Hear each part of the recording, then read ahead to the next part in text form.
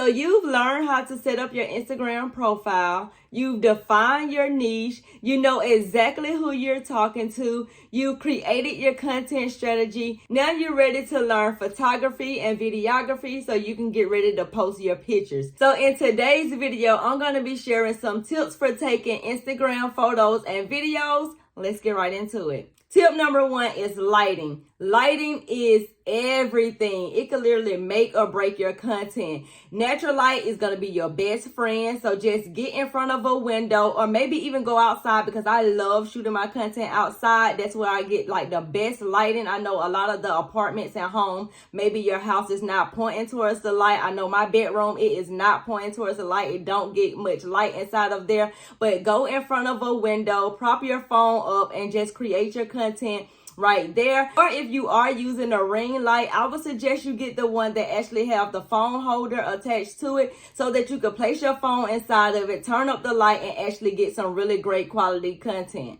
I'm actually going to insert a video of my setup that I'm currently using right now. Tip number 2 is angles. You definitely want to be experimenting with different angles. You do not want to be just shooting at eye level and just having just that one particular look on your feed.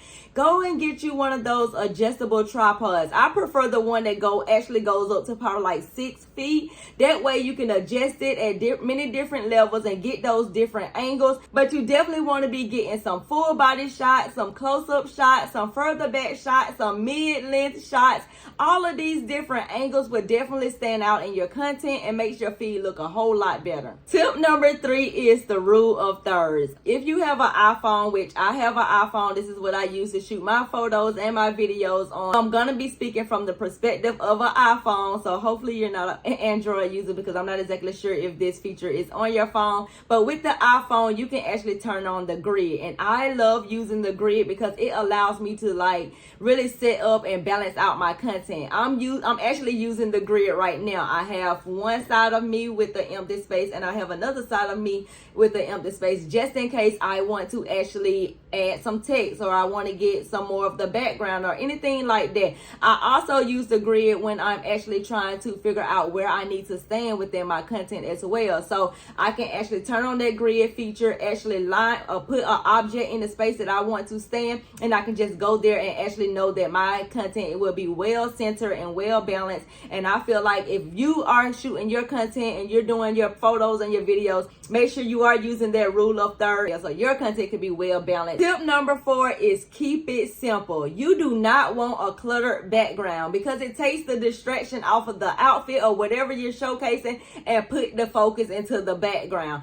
Right now, currently, as I'm filming this video, I have my sneaker wall in the background, and then I have like a little ottoman, not like a whole lot going on in the background. And when I'm definitely out shooting my photos and my videos, I typically just go back to the gray wall. The reason why I stay with that gray wall is because I already know that it gets good lighting over there, and then also the focus is on me because I'm wearing the outfit. There's nothing going on in the background. It's just me there with my outfit, and people can actually pay attention to me and not what's going on in the background. So make sure you are keeping it simple. Go to a plain white wall, go to a plain gray wall like I'm doing, or if you're shooting in your home, make sure the background is not cluttered or full of distractions where it takes the focus off of you. Tip number 5 is editing your photos and your videos. Do not skip over this part. I already know that you do not like editing your videos or your photos. You want to upload them as is, but they have so many different apps now that you can actually use to make this process so much easier. I use CapCut for all of my editing, but there's also apps such as Lightroom, Visco, and some others as well. Editing my photos and videos allows for a cohesive feed, and I still feel like Instagram is an aesthetically pleasing app, so you want to make sure everything is cohesively and looks good together. Tip number 6 is using props. Do not be scared to bring in your phone and use it as a prop. I have used a laptop, I have used my phone, I have also used a tripod,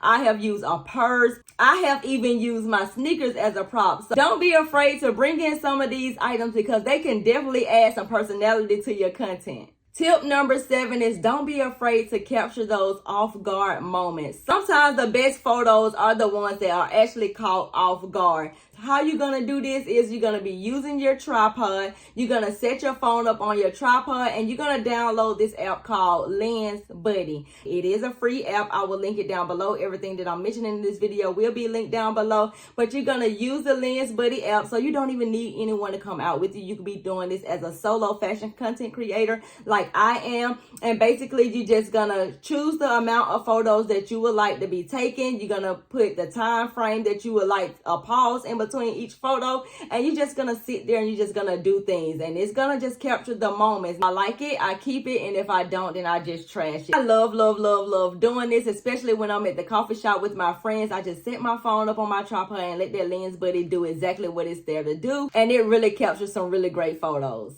And there you have it, 7 tips for taking better Instagram photos and videos. And remember, practice makes perfect. Don't be afraid to experiment and have fun with your photos. For your homework, I want you to go out and take 5 photos and 5 videos from your content pillars. And in the next video, we're going to be talking about writing your captions, hashtag, and posting your content. I will see you in that video.